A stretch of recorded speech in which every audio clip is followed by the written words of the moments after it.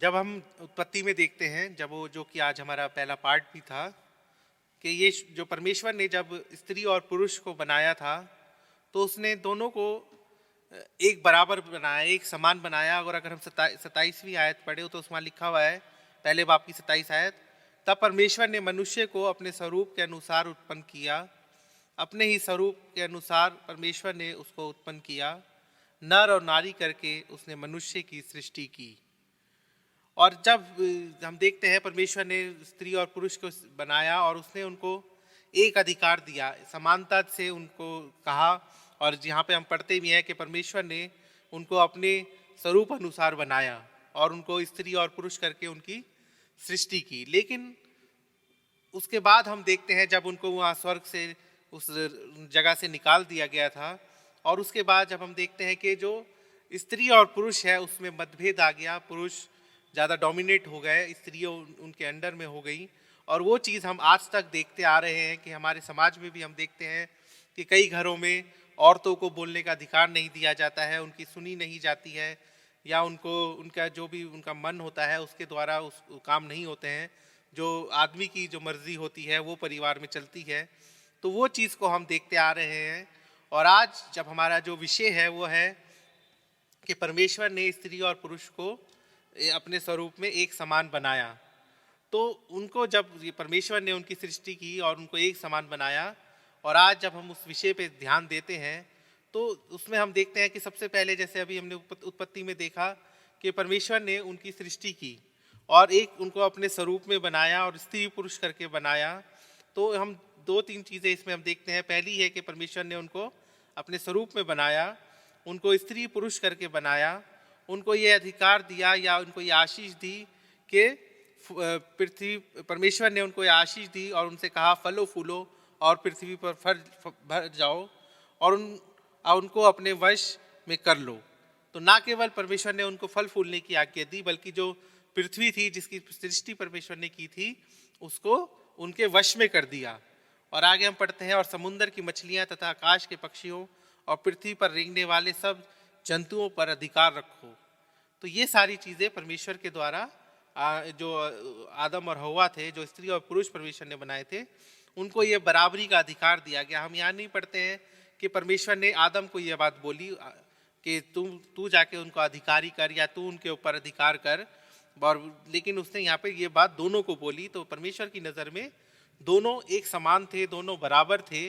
और परमेश्वर ने ये आज्ञा पृथ्वी की देखभाल के लिए, पृथ्वी के को अपने वश में करने के लिए उसने ये आज्ञा दोनों को दी थी। लेकिन जब हम देखते हैं कि जब उनके द्वारा परमेश्वर की आज्ञा का उल्लंघन हुआ और उन्होंने परमेश्वर की आज्ञा को तोड़कर उस फल को खाया जिसको परमेश्वर ने मना किया था, तो जब उनको वहाँ से निकाला गया, तो जब परमेश्वर ने उनको वहाँ से निकाला गया और उनको जब उन्हें सज़ा सुनाई गई, तो वहाँ पे हम देखते हैं कि परमेश्वर ने स्त्री के लिए बोला था कि तू अपने पति से जुड़ी रहेगी और लेकिन तू उसके अधीन रहेगी। तो वहाँ से ये जो बात थी वो शुरू हुई और वो बात अब तक चली आ रही थी। लेकिन वो बात जब तक आई कि जब यीशु मसीह आया, और उस यीशु मसीह के आने के बाद यीशु मसीह ने जब अपने प्राणों को हमारे पापों की खातिर दिया और उसने हमारे लिए उद्धार के रास्ते को खोला, तो हम देखते हैं कि यीशु मसीह ने में जो विश्वास करता है वो एक समान होता है। जो यीशु मसीह के ऊपर भरोसा करता है वो परमेश्वर की नज़र में समानता में आता है। और जब हम गलातियों और उसका 28वें बाब में पढ़ते हैं तो वहाँ पौलुस कहता है, अब ना कोई यहूदी रहा, ना यूनानी, ना कोई दास, ना स्वतंत्र, ना कोई नर ना नारी, क्योंकि सब मसीह यीशु में एक हो।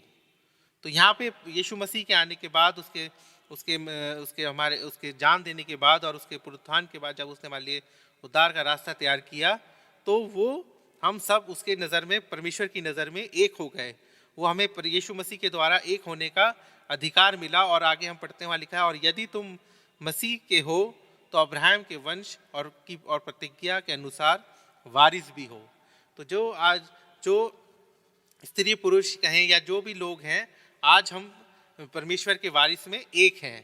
परमेश्वर की सामने हम सब एक हैं और परमेश्वर हमारे से यही चाहता है कि हम एक हों, एक समानता हो, किसी में मतभेद ना हो, कोई ऊंच नीच ना हो, कोई किसी से ताकतवर ना हो, लेकिन परमेश्वर की नज़र में सब एक हैं। और जब हमें ये अधिकार मिलता है, और हम अगर रोमियो 8 और उसकी 16 और 17 आयत में पढ़े तो वहाँ भी लिखा है कि हम परमेश्वर की संतान हैं, और यदि संतान हैं तो वारिस भी हैं, वरन परमेश्वर के वारिस और मसीह के संगी वारिस, जबकि हम उसके साथ दुख उठाए कि उसके साथ महिमा भी पाए।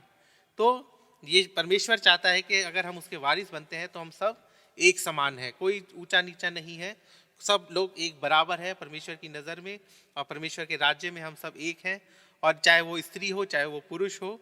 तो जब हम परमेश्वर के वारिस बनते हैं, और जब हम यीशु मसीह पर विश्वास करते हैं और यीशु मसीह के पीछे चलते हैं, और परमेश्वर के उस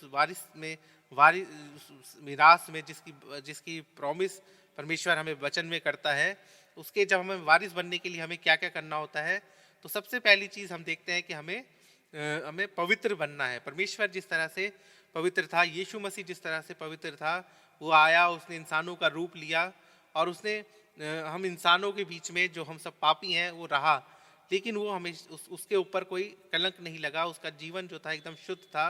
तो वैसे ही परमेश्वर चाहता है कि हमारा जीवन भी शुद्ध हो, निर्मल हो और परिपूर्णता में हो। और ये जब ही होगा जब हम परमेश्वर के साथ चलेंगे, परमेश्वर के वचन को पढ़ेंगे, परमेश्वर की आज्ञाओं को मानेंगे, अपने जीवन को पवित्र बनाएंगे, तो तभी हम उसकी पवित्रता में परमेश्वर की वारिस बन सकते हैं। फिर उसके बाद हम दूसरी चीज़ है कि हम परमेश्वर की महिमा में वारिस बने। और ये जब ही होगा जब हम अपने जीवन को परमेश्वर को सौंपेंगे, परमेश्वर के हमारे जीवन में जब पवित्रता होगी, कोई पाप नहीं होगा, और परमेश्वर के हमारे जीवन के द्वारा परमेश्वर की महिमा होगी, तो हम उस महिमा के वारिस होंगे जो परमेश्वर हमारे लिए जिसका वादा करता है। दूसरी चीज़ हम देखते हैं कि हमारे अंदर करुणा होनी चाहिए, कि हम कंपैशन होना चाहिए, दूसरे के प्रति हमारे मन में दया होनी चाहिए, दयालुता होनी चाहिए। जब हम किसी गरीब को देखते हैं, किसी ऐसे व्यक्ति को देखते हैं जो बीमार है या जिसको सहारे की ज़रूरत है, तो हमें उसमें दया करने की ज़रूरत है। जिस तरह से यीशु मसीह का दिल में दया थी, वो लोगों को देखकर भावुक हो जाता था, और वो उनको लिए कुछ करना चाहता था, और उन्होंने देखा है कि बहुत से लोगों को उसने चंगाई दी इसी कारण। उसी तरह से हमें भी जो बीमार हैं, जो ज़रूरतमंद हैं, उनकी सुधि लेनी है। जब हम उन पे दया करेंगे, जब उन पे हम करुणा करेंगे, तो परमेश्वर हम पर दया करेगा, और हमारा जीवन परमेश्वर के लायक बन सकेगा जैसा वो चाहता है। फिर चौथी चीज़ हम देखते हैं कि जब हम उसके वारिस हम बने तो हमें क्या प्राप्त होता है। वो जो सबसे अहम चीज़ है वो है हमेशा की ज़िंदगी। क्योंकि ये जीवन जिसमें हम अभी हैं, ये हमारा जीवन ख़त्म होने का है। हम इसमें अपने जितने साल हमें दिए जाते हैं, हम उतना जीवन इसमें जीते हैं। लेकिन अगर हम परमेश्वर में होकर जीते हैं, परमेश्वर की आज्ञाओं में होकर जीते हैं, यीशु मसीह के विश्वास में होकर जीते हैं, और जैसा वो चाहता है हमारा जीवन वैसे ही होता है, तो हमें जो उसकी जो अमरता हमें विरासत में मिलती है, कि हम ऐसा जीवन हमें प्राप्त होता है जो कभी ख़त्म नहीं होने का।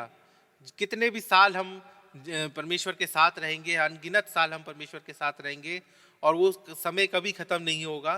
तो वो वरदान, वो विरासत हमें परमेश्वर के द्वारा दी जाती है जब हम उसकी शिक्षाओं पर चलते हैं, या उसको अपना जीवन समर्पित कर चलते हैं।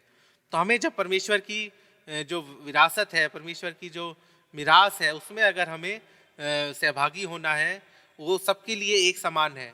चाहे वो स्त्री हो, चाहे वो पुरुष हो, चाहे वो अमीर हो, चाहे वो गरीब हो, चाहे वो कोई भी हो, चाहे वो क्रिश्चियन हो, चाहे वो नॉन क्रिश्चियन हो, कोई भी हो, सबके लिए वो अवसर समान है। सबके लिए वो परमेश्वर ने वो सब विरासत जो है वो सबके लिए रख छोड़ी है।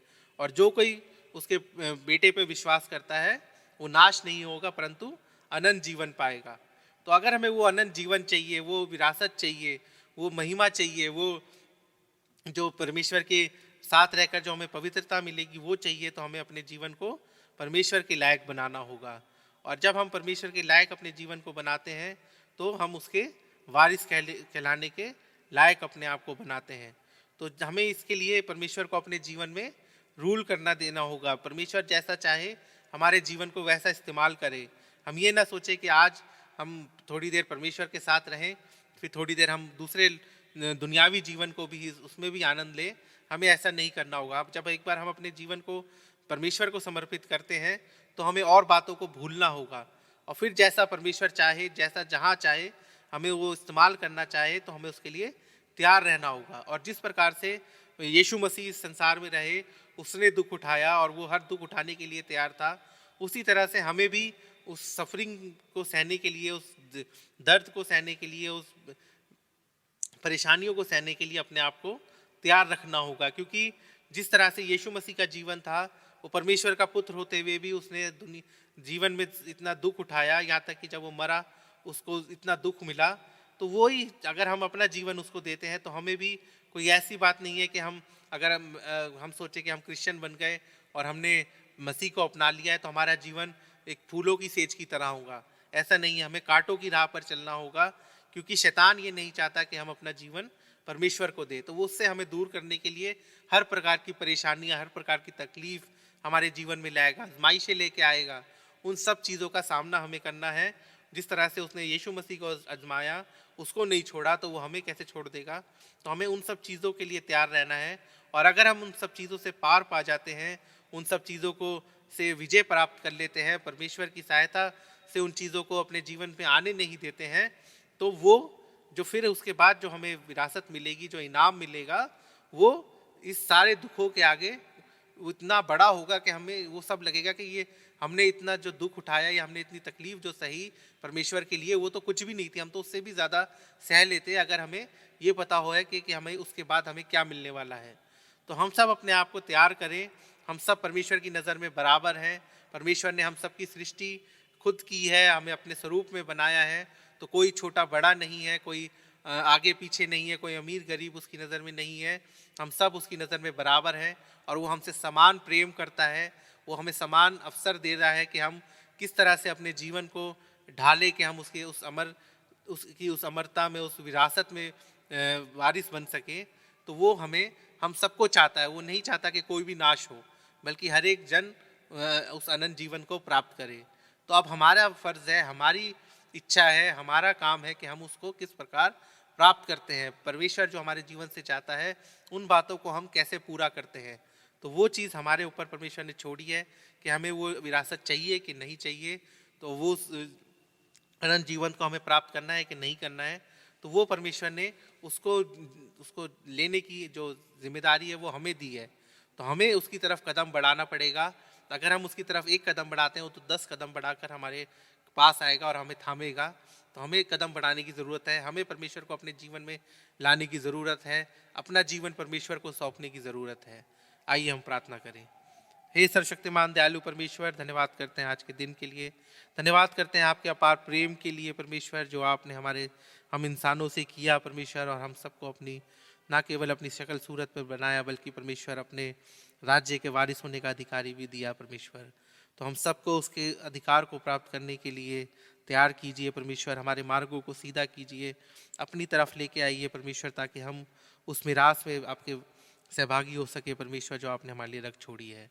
हम सबको अपना अनुग्रह कीजिए, आशीष दीजिए। ये प्रार्थना आपके प्यारे बेटे खुदा यीशु मसीह के नाम से मांगते हैं, आमीन।